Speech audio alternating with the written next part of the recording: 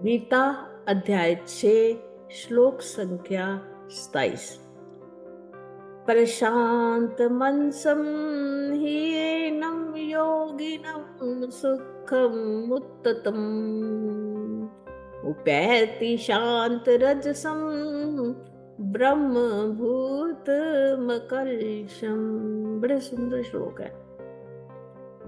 प्रशांत मनसम,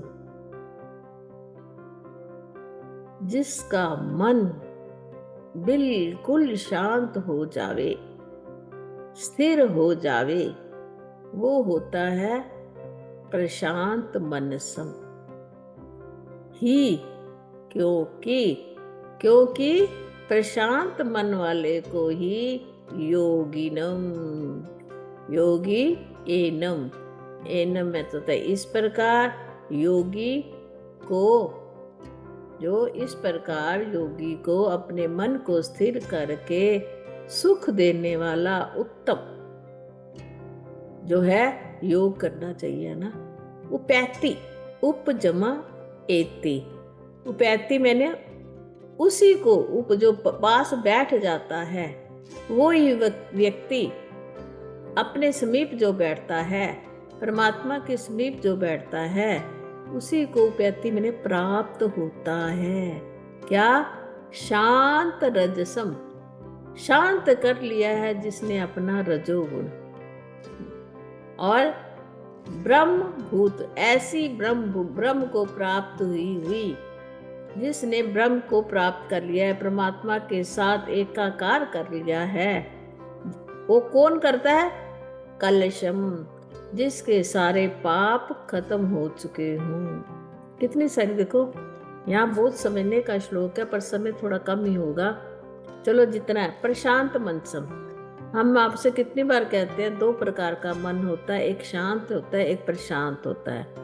शांत मन होता है जो सोचो किसी ने तुम्हारी बात की, तुमने उसने समझा दिया, तुम शांत हो गए, पर भीतर से शांत नहीं होते जब तक तुम्हें पूरा उससे सारा कुछ। मान लो तुमने मुझसे कोई क्वेश्चन करा, मैंने, तुम मेरी बात से सहमत हो गए इस समय, परंतु तुम्हारे मन में हलचल हो रही है, मुझे ये बात समझ में नहीं आई, तो समझो तुम शांत नहीं है तुम्हारा मन, जब तक तुम्हें फुल्ली सेटिस्फेक्शन नहीं होगी। फिर आप किसी दूसरे के पास जाओगे, तीसरे के पास जाओगे, जो बंदा आपको फुल्ली सेटिस्फाइड कर देगा, फिर आपके मन में कोई क्वेश्चन नहीं होगा, उसको कहते हैं प्रशांत मनसम, जिसका मन बिल्कुल शांत हो चुका है।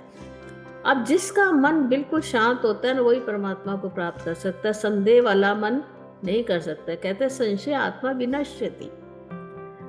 और सुखम उत्तम, हमें प्राप्त क्या करना है? हमें प्राप्त करना है जो उत्तम सुख है, जिसको प्राप्त करके फिर हमें कुछ भी प्राप्त करना शेष नहीं रह जाता, वही सुख है।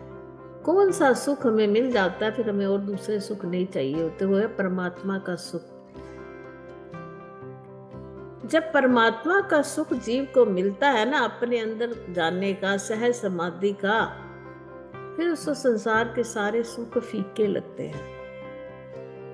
फिर कितना भी तुम्हें वस्तुओं से, जो विषयों से सुख मिलता है ना, वो क्षणिक मात्र होता है, परंतु परमात्मा का जो भीतर से हमें सुख मिलता है ना, वो सुखदायी होता है, वो उत्तम सुख होता। सुखम उत्तमम, जो हमें उत्तम सुख का प्राप्त किसको होता है? कहते हैं ब्रह्म भूत आत्मा को, जिसकी जो आत्मा होती है परमात्मा के साथ मिली हुई होती है, उसको ही उत्तम सुख की प्राप्ति होती है।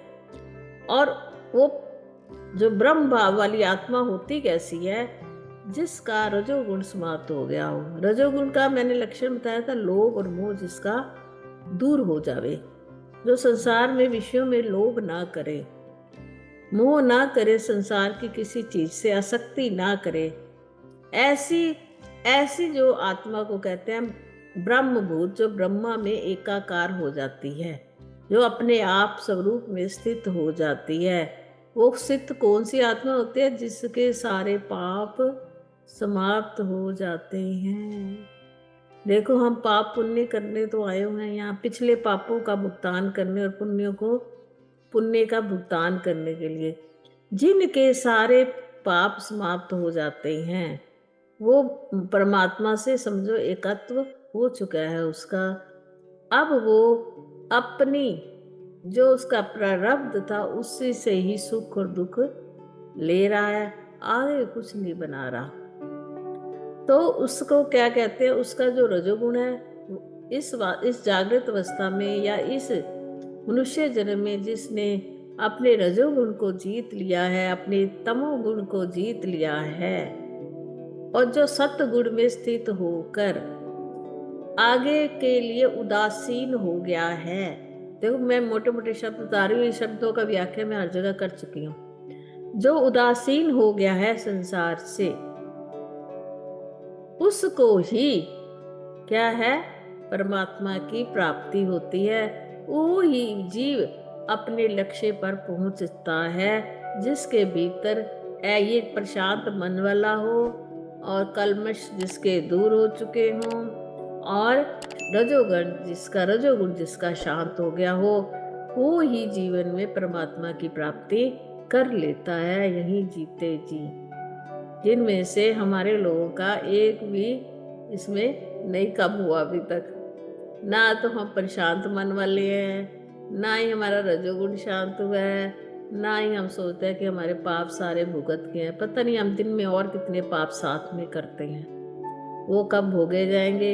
ये श्रृंखला चलती जाएगी। तो अगर लक्ष्य की प्राप्ति करनी है तो इन 3 गुणों में अपने अंदर को बढ़ाना है। ठीक है। हरिओम तत्सत। हरिओम तत्सत।